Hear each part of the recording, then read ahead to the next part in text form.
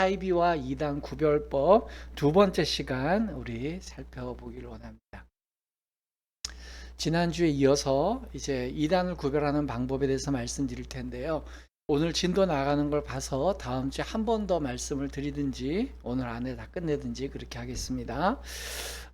사이비와 이단을 구분하는 게 뭐 이렇게 중요한가라고 생각되지만 가짜를 구분하는 방법을 볼 때에 우리가 진정한 신앙이 무엇인지를 알 수 있는 방법도 되거든요. 그래서 우리가 뭐 실제적으로 이단의 유혹을 받고 안 받고 그걸 떠나서 우리의 신앙, 우리가 추구하는 신앙의 본질적인 목적과 방향이 어떤 것인가를 좀 이해하게 우리가 이해해 가는 과정이 됐으면 좋겠어요. 사이비와 이단의 내용을 다루기에는 이 본문이 좀 특이하죠. 어찌 이런 말씀을 정하셨을까 하는 생각이 들 텐데 먼저 오늘 설교가 진행되면 그 내용을 이해하실 거예요. 우리 지난주에 이런 내용을 살펴봤어요. 종교와 신앙이 어떻게 다른가, 그리고 이단과 사이비가 어떻게 다른가. 오늘날은 이단과 사이비를 통용해서 쓰고 있다라는 얘기까지 드렸고요. 결국 이단이든 사이비든 그들의 주 목적은 재물을 향하고 있다. 그들이 이제 사람들에게, 신도들에게 재물을 탐하고 있는 그런 내용을 갖고 있다라고 얘기를 말씀을 드렸어요. 자, 오늘은 조금 더 깊게 들어가서 이제 우리가 사이비와 이단을 교리적인 또는 신학적인 지식이 없어도 구별하는 방법에 대해서 조금 더 살펴보고요. 그런 의미에서 참된 신앙이 어떤 것인지 우리가 살펴보고자 합니다. 첫 번째로는요, 열매로 그 신앙의 진정성을 안다는 건데요. 이단과 사이비를 구분할 때 굳이 그들이 주장하는 교리나 신학을 조목조목 파헤쳐서 논쟁할 필요가 없다는 거예요. 가족이나 지인이 우리 이단이나 사이비에 빠진 경우에 그 가족이나 지인들 같은 경우에 그분들이 한결같이 하는 실수가 바로 이 부분이에요. 자기 가족이나 자기 지인이 이단에 빠졌을 때 그들이 잘못된 신학과 교리에 빠졌다는 것을 알려주면 그들이 그 이단과 사이비로부터 벗어날 것이라고 생각하고 그들에게 신학적으로 교리적으로 정보를 주려고 그래요. 그래서 그들과 논쟁을 해서 그들이 믿고 있는 바가 틀렸다는 걸 증명하면 그들이 빠져나오겠다고 생각을 하죠. 굉장히 착각하는 겁니다. 사실은 우리가 어설프게 교리적으로나 신학적으로 그들의 잘못된 그런 것들을 논박하기 그렇게 쉽지가 않습니다. 왜냐하면 이단에 빠진 사람들은요, 기본적으로 논리적으로 자기들이 공격받을 것 같은 거에 대해서는 아예 질문도 답도 논쟁도 하지 않아요. 오히려 그들이 세뇌당한 내용만 줄기차게 상대방에게 일방적으로 선언하고 전파하는 것, 그게 그들의 방법입니다. 예수님께서도 어떻게 이 거짓 선지자들과 잘못된 신앙을 분별하는가를 봤더니 예수님께서도 그 거짓된 신앙을 돌이키실 때에 신학적 논쟁을 통해서 그들을 깨우치게 하라는 말씀을 하신 적이 없어요. 제 기억으로는 그래요. 없습니다. 자, 성경을 한번 읽어볼 텐데 마태복음 7장 15절부터 20절까지를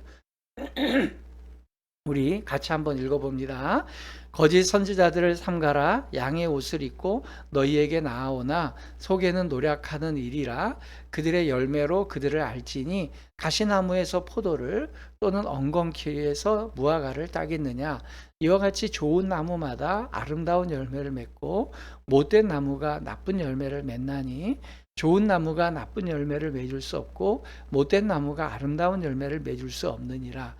아름다운 열매를 맺지 아니하는 나무마다 찍혀 불에 던져지느니라. 이러므로 그들의 열매로 그들을 알리라. 예수께서는요, 거짓된 선지자들, 거짓된 교훈을 갖고 있는 자들에 대해서 이렇게 말씀하셨어요. 그들의 잘못된 신학, 잘못된 교리, 잘못된 사상을 명명백백하게 증명해내고 논쟁해서 그들에게서 벗어나라, 이렇게 말씀하신 적이 없어요. 이 본문 말씀에 그런 내용 전혀 없고요. 왜냐하면 신학과 교리 그런 것들은 아까 말씀드린 것처럼 그들은 자기들이 외우고 세뇌당한 것만 강요하기 때문에 어설프게 덤벼들었다간 오히려 되치기 당하는 경우가 있습니다. 근데 예수께서 우리에게 가르쳐 주신 그 거짓 선지자들의 실체를 구분하는 방법은 굉장히 명쾌합니다. 그들의 열매로 알으라는 거예요. 드러난 결과로 그들을 분별하라라고 말씀하고 계세요. 열매라는 것은 그들이 그 추구하고 있는 종교 활동을 통해서 결론적으로 그들이 얻어낸 결과, 그들이 지금 누리고 있는 것, 그것을 보고 그 단체의 그 신앙의 진정성을 평가하라라고 얘기하는 거죠. 이것은 예수님 말의 말씀이 아니라 구약 성경에서도 동일하게 하신 말씀입니다. 참 선지자는 그 말씀에 증언이 있어야 된다고 구약 성경은 말씀하고 있어요. 그래서 거짓 선지자들 또는 이단과 사이비들은 그들이 그 포교 활동을 하고 난 다음에 얻게 된 결론, 지금 보여지는 현상, 그것으로 그들을 판단하는 게 정확한 분별법이라는 거예요. 예수께서 이런 얘기를 하세요. 그 거짓 선지자들 속에는, 그 속에는 노력하는 이리가 있다라고 얘기를 하세요. 즉 그들의 그 활동의 저변에, 그 숨은 속내에는 그들을 따르는 그 신도들을 통해서 돈을 갈취하는 게 그들의 목적이라는 거예요. 재정적인 충분한 이익을 얻는 것이 그들의 핵심적인 목적이라는 겁니다. 자, 문제는 이런 속내를 그들이 드러내요? 못 드러내요? 안 드러낸다는 거예요. 안 드러내고 말로는 신앙으로, 뭐 종교로, 또 어떤 무슨 뭐 종교적 활동으로 그렇게 표방하지만 그 속내에는 노력하는 이리가 들어있다는 거죠. 그래서 겉으로 드러난 것으로 판단하되 그 속에 있는 노력하는 이리가 있다는 것을 구분하기 어렵다는 거예요. 그러면 그들 그 속에 있는 숨은 의도를 알아내는 방법이 뭘까라고 우리가 생각할 수 있잖아요. 그럼 우리가 뭐 독심술을 이용해야 됩니까? 아닙니다. 예수님께서는요, 그들 속에 숨어 있는 그 노력하는 일이라고 하는 그들의 그 마음 자체를 분별하는 데 에너지 쓰라는 얘기가 없어요. 자, 오늘 첫 번째 충격이에요. 거짓 신앙을 갖고 있는 사람들을 분별할 때에 그들의 숨은 속내를 가지고 그들의 진정성을 알려고 하지 말라는 거예요.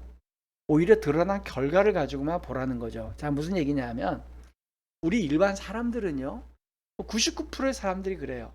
사람들은 다른 사람들의 행동과 삶의 양식 속에서 그 사람의 의도를 파악하려고 부단히 노력합니다. 저도 그렇고 모든 사람이 그래요. 그러다 보니까 다른 사람이 어떤 말을 하거나 어떤 행동을 하면 그 속에 이 사람의 숨은 의도가 뭐지? 라는 걸 생각을 한다는 거예요. 어떤 사람이 김 목사님 밥 한번 같이 먹읍시다 그러면 그래 밥 먹읍시다 배고프니까 이렇게 그냥 이렇게 뭐랄까요, 단순하게 받아들인 사람은 그렇게 많지 않고 저분이 나랑 왜 밥을 먹자 그러지? 뭐 부탁을 하려나? 또 내가 뭐가 나를 꾸지람하려나? 그러나? 뭐 여러 가지 생각을 하잖아요. 그게 이제 우리 보통 사람들의 마음이에요. 문제는 뭐냐? 모든 사람들이 다른 사람의 의도를 분별하려고 하는데 여기서 문제가 뭐냐면 각자가 갖고 있는 그 분별하는 그 능력과 그 깊이가 다 충분하지 않다는 게 문제예요.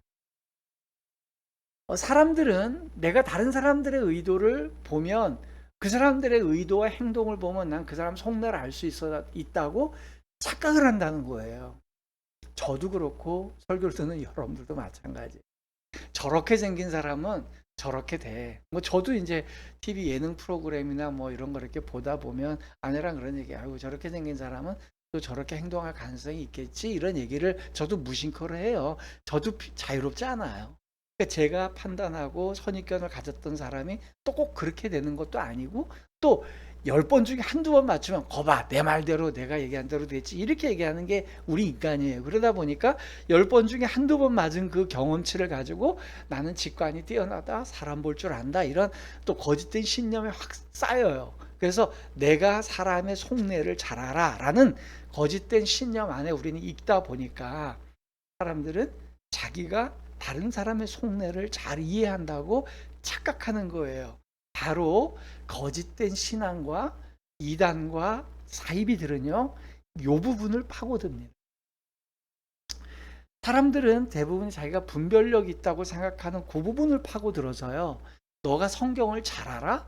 그러면 자기네만으로 만들어 놓은 그 자기들 특유의 교리, 자기들끼리 만들어 놓은 거짓된 공리, 기준, 진리 자체를 왜곡되게 했는데 그걸 모르고 그냥 그거 따라가다 보면 나도 성경 좀 아는데 난 니보다 아는데 이러다가 말려 들어가서 이제 이단 사이비로 빠지게 되는 거죠.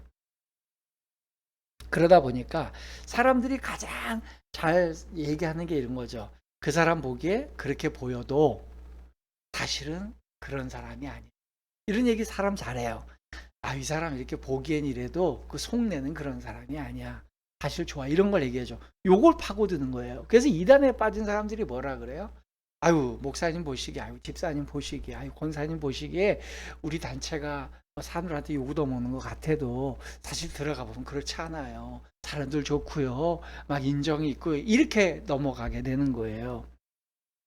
여러분, 그럴 때 우리가 예수님께서 하신 말씀을 유익 있게 잘 들어야 되는 겁니다. 얼렁뚱땅 대충 듣지 말고요. 잘 들어야 되는데 예수님께서는 너희들은 거짓 선지자들의 속내를 파악해서 따라가지 말라라고 말씀하신 적이 없습니다. 거짓 선지자들의 속내에는 노력하는 이리가 있는데 그 노력하는 이리가 있는 놈이 어떤 놈인지를 발견해서 거길 따라가지 말라고 얘기하신 게 아니고요. 주님은 뭐라고 얘기하시냐면 그들이 해놓은 결과물을 보고 판단하라고 얘기하셨어요. 이게 되게 명쾌하고 바른 겁니다. 왜 그렇게 말씀하셨을까요?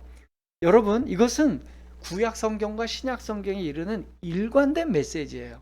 사람들은 기본적으로 사람의 속을 모릅니다. 속담에도 있잖아요. 10길 물속은 알아도 한 길도 안 되는, 뭐 한 길이 아니죠. 뭐 한 뼘인가 뭐 얼마 안 되는 사람 마음속은 모른다. 여러분, 사람은요, 사람을 몰라요. 그 사람의 숨은 의도를 모릅니다. 만약에 다른 사람들의 숨은 속내를 다 알았다면 이 세상에는 사기죄가 없어야 되고요. 이 세상에는 장사도 정치도 어떤 지금 사회 부조리도 있으면 안 됩니다. 그죠? 예, 그런데 여전히 이 사회는 부조리하고 가짜들이 판치고 사기꾼들이 날뛰고 있어요.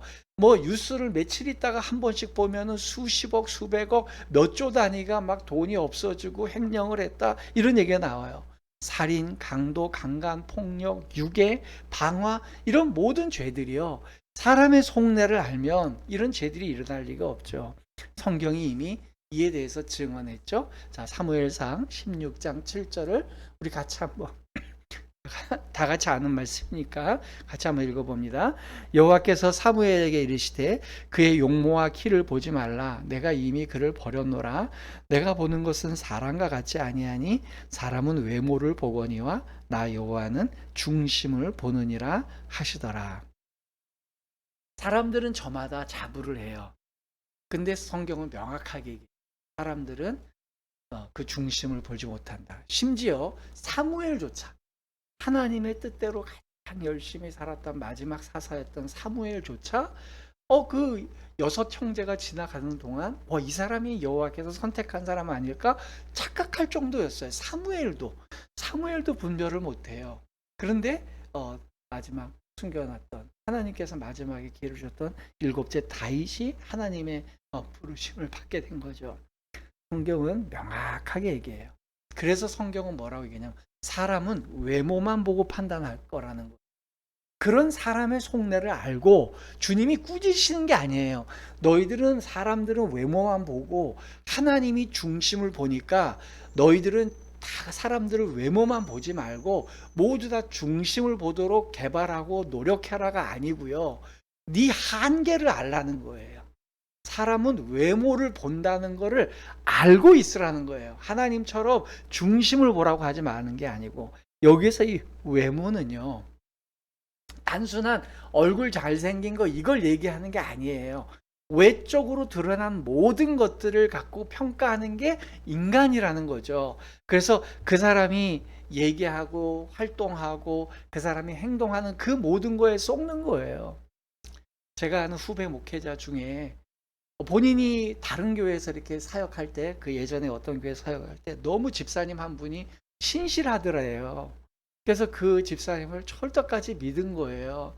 근데 그 사람이 자꾸 무슨 뭐 이렇게 투자를 하는데 거기에 굉장히 좋다 그래서 그분을 응원해 주는 마음에서 처음에는 소액으로 투자를 같이 해 줬어요. 그러니까 그 목사님도 정이 많은 사람이고 좋은 사람인 걸 아니까 이 집사님이 목사님께 되는 거예요. 목사님도 제가 이 사업이 너무 잘 굴러가는데 여기 잠깐 투자하시면 제가 아주 큰 수익을 드리겠습니다 라고 얘기했는데 그냥 속는 셈 치고 처음에는 아주 작은 단위로 돈을 그냥 가져가서 그냥 그 사람 띠먹어도 된다는 마음 정도로 준 거예요. 그랬더니 이분이 꼬박꼬박 정말 은행 금리의 몇십 배 이상의 높은 금리가 되는 수익금을 계속 주는 거예요. 그러니까 처음부터 그 당하는 사람들이요, 내가 떼돈 벌겠다 이렇게 해서 당하는 게 아니에요. 사기꾼한테. 그렇게 하다가 뭐 때 되면 선물 보내지 막 하니까 이분이 이게 괜찮다 싶어 가지고 또 이제 가족들의 돈까지 들어와서 같이 돕게 된 거죠. 그러다가 그분하고 관계된 게 제가 알고 있기로 한 수년이 지났어요. 정확한 제가 날짜가 아닙니다만 10년까지는 아니어도 한 수년, 10년 가까이 되는 그런 시간을 그분하고 거래하면서 이렇게 좀 이익을 얻었던 것 같아요. 그분이 그 목사님이 이제 제 아는 후배니까 그 집사님을 소개해 줬어요. 그래서 내가 그분을 한번 또 만나본 적이 있는데 나하고 오래 앉아있질 않더라고요. 그래서 저도 야, 그런 분이 있어? 그래서 좋은 분인가? 그렇게 저도 속아 넘어갈 정도로. 근데 저는 절대로 투자 안 했죠. 10원도 안 줬어요. 그냥 그렇게 했는데 그 일이 있고 나서 1년인가 2년 있다간가 그리고 그분이 그 집사님이라는 분이 사기를 치고 도망간 거예요. 그 피해 규모가 뭐 백몇 억인가 이렇게 됐던 것 같아요. 여러분 그런 거예요.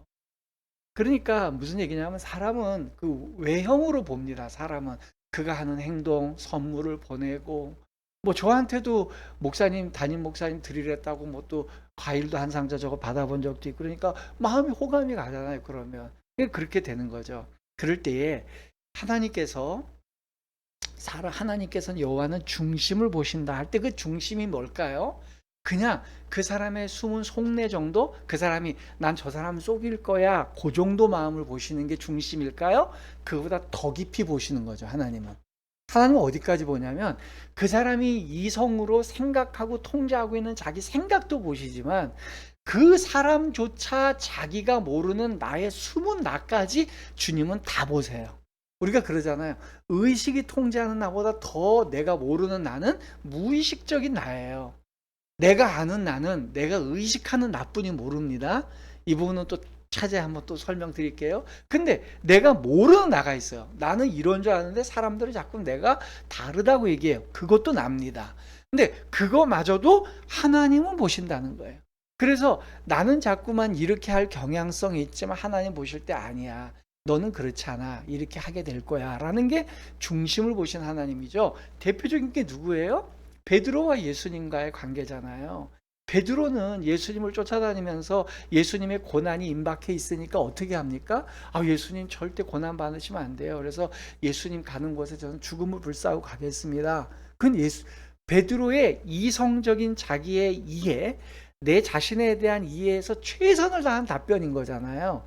베드로는 거짓말한 게 아니에요. 나 언젠가 배신할 텐데 예수님 앞에 지금 당장 눈앞에서는 배신하는 티를 내지 말지. 이게 아니고요. 그 당시는 진심이었어요. 예수님 저 절대 배신 안 해요. 그랬는데 주님은 베드로의 그 숨은 그거보다 더 깊이 있는 베드로도 모르는 베드로 자신을 본 거예요. 너는 그 정도의 나의 복음에 대한 이해도를 가지고는 도망칠 수밖에 없을 거야. 라고 했더니 예수님 말씀이 맞잖아요. 우리가 누군가의 의도를 안다는 건 예수님만큼 그렇게 통찰력 있게 누군가를 볼 때 난 드디어 그 사람을 안다라고 얘기해야 되는 거지, 그렇지 않으면 아는 게 아닌 거예요. 그렇게 볼 때에 예전에 그런 연구가 있었어요. 사람들한테 영화를 보여줬습니다. 영화를 보여주고 사람들의 눈으로 확인할 수 없을 만큼 짧게 한두 컷 정도 코카콜라 사진을 거기 필름에 넣은 거예요. 그러니까 영화를 보는 내에는 코카콜라가 안 보여요.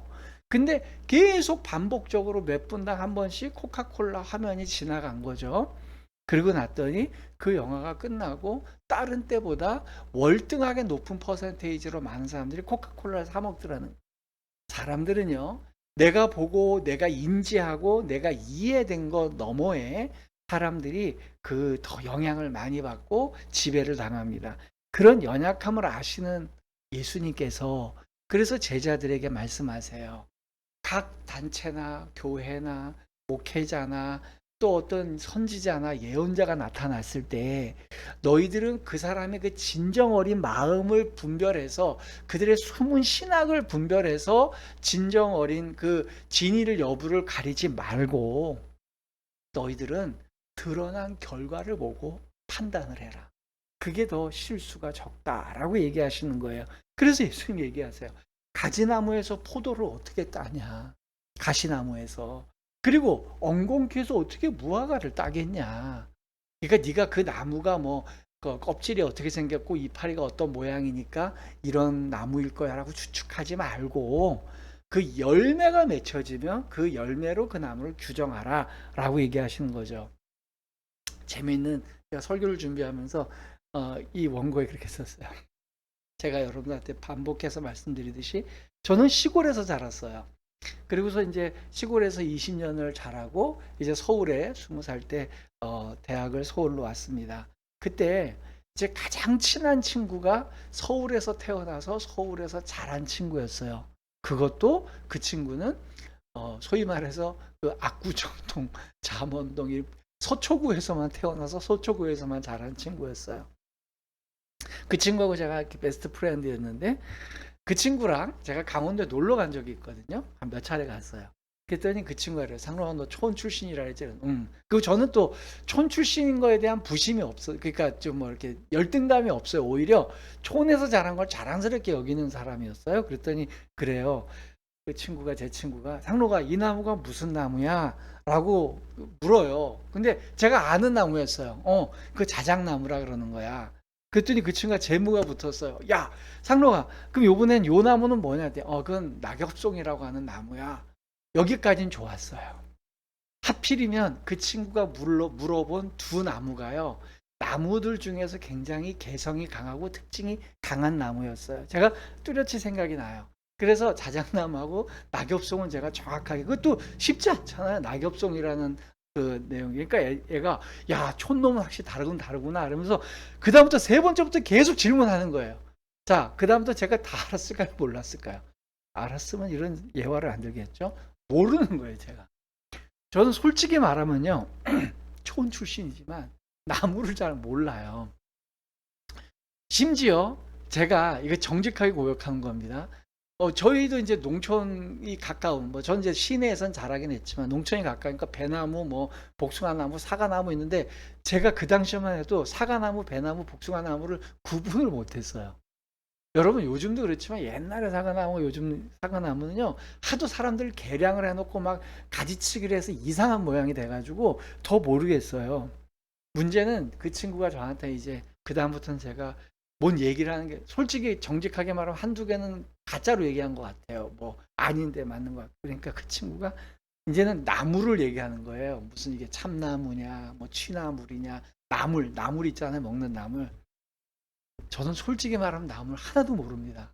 제가 아는 나물은 딱 하나뿐이 없어요. 야상에서 아는 나무는 우리 그 냉이 외에는 아는 나물이 없어요.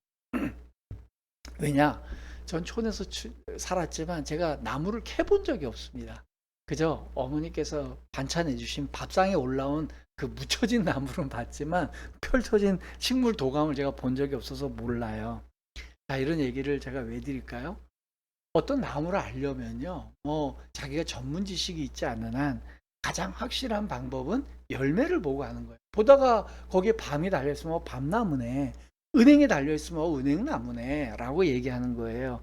문제는 뭐냐? 나무가 그 열매가 항상 매달려 있는 게 아니라는 게 함정이에요. 그쵸? 네, 1년 중에 그 나무가 열매를 맺고 있는 시기는 굉장히 짧은 시간 동안이에요. 그러면 어떤 교회나 어떤 목회자나 어떤 사상이나 어떤 거를 분별할 때는 조금 충분한 시간을 두고 여유 있게 살펴볼 필요가 있다는 거예요.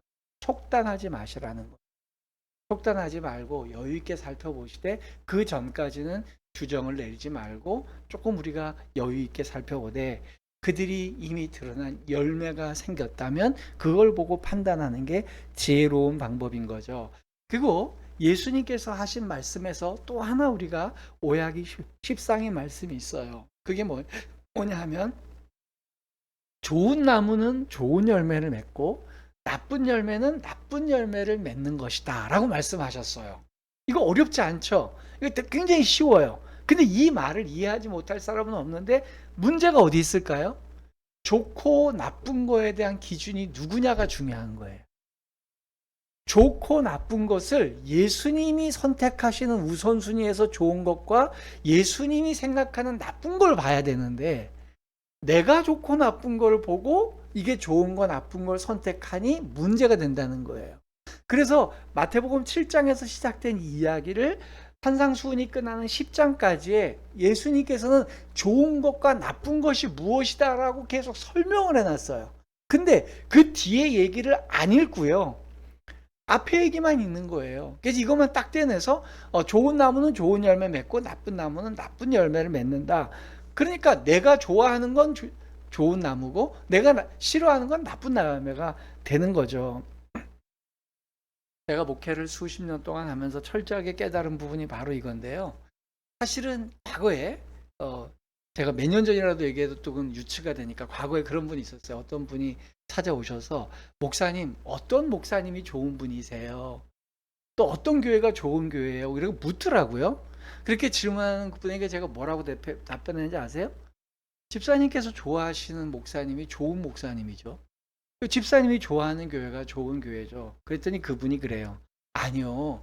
제가 좋아하는 목사님이나 제가 좋아하는 교회가 아니라 성경적으로 좋은 목사님과 성경적으로 좋은 교회가 어떤 교회냐고요. 그랬더니 제가 이렇게 그때 다시 이렇게 반문해서 이렇게 말씀드렸어요. 제가 아무리 성경적으로 좋은 목회자, 좋은 교회를 설명해도 집사님이 그 교회와 그 목사님 싫어하시면 결국 나쁜 목사님 될걸요?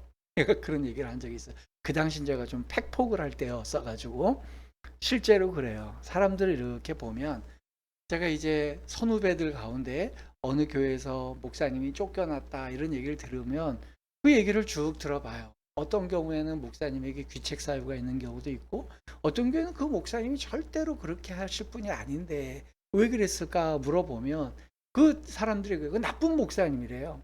알고 봤더니 나쁜 내용이 그냥 자기네가 싫어하는 거예요. 내가 싫어하면 나쁜 목사가 되는 거예요. 그리고 내가 좋아하면 좋은 목사님이 되고 인간이 그렇습니다. 저도 그렇고요. 그래서 제가 그랬어요. 그 교회는 또 다른 케이스가 한 번 있었는데 어떤 분이 명백하게 잘못된 교회를 다니는 분이 있었어요. 여러분 그런 교회 아시는지 모르겠지만 지방교회라는 교회가 있어요. 지방교회. 요즘은 그 이단이 그렇게 많이 있진 않은데 지방교회라는 곳이 있었는데 그 교회를 다니는 남자 집사님이셨는데 제가 집사님 그 지방교회는 이단이고 좋지 못합니다. 그러니까 그 교회를 다니지 마세요. 그랬더니 아니에요 목사님 우리 교회 참 좋은 교회예요 그러더라고요. 예? 사람들이 너무 좋고요. 목사님도 정도 많고 좋아요. 그럴 때 내가 할 말이 없더라고요. 아니 좋대는데 어떻게 하겠어요. 좋으면 나쁜 교회 나쁜 목사님은 아무 의미가 없어요. 나한테 좋으면 끝나는 거예요. 자 문제는 예수님이 좋다고 평가하시는 것과 예수님이 나쁘다고 평가하시는 거에 여러분들이 마음을 기준을 갖고 있어야 된다는 거예요.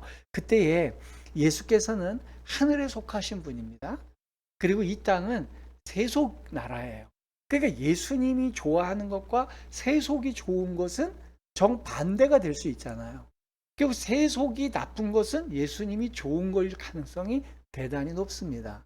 그러니까 예수님을 믿지 않는 사람들과 대부분의 많은 사람들이 좋아하는 것은 예수님이 싫어한 것일 가능성이 더 많겠죠. 그리고 사람들이 좋아하는 것, 이 세상에 예수를 믿지 않는 모든 종교와 모든 사람들이 좋아하는 것은 예수님이 싫어할 가능성이 높지 않겠어요? 그게 천국과 이 땅과의 상극적인 내용 때문에 그래요.